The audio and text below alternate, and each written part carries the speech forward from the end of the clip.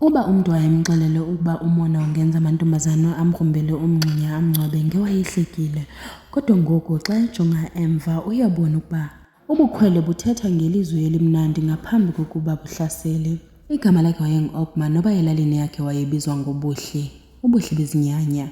Zange alicele elo gama, wayengathandi nohoywa.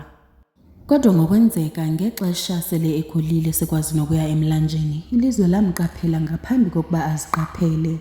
Yayinguye yedwa ebazalini bakhe.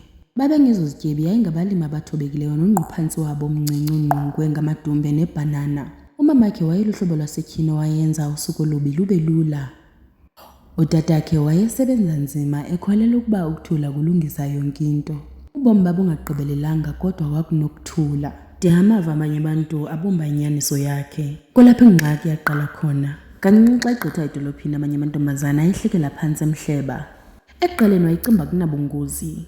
Kodwa kwenye emva kwemini, ekha amanzi emlanjeni, wava omnye wabo ekwekwa umjongeni uhamba kanjani. Phethe yonke le lali. Ngenxa yobuso bakhe obuhlana, zange afune nobajonga. U-Anna no-Olivia nobhanta, amantombazana amathathu ahlala ehamba kunye.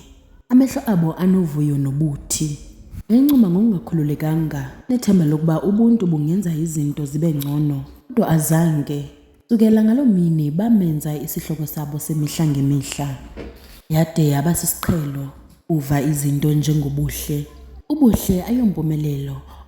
Ucimba inkosana ingakutshata ngoba ulusu lwakho lucwebezela. Ngenye ixesha bade bamlinganise indlela ahamba ngayo. Enze ngathi akahoyanga, kodwa xa fika kokwabo zivele zehle iinyembezi. Unina wamqaphela, kudala wamqaphela.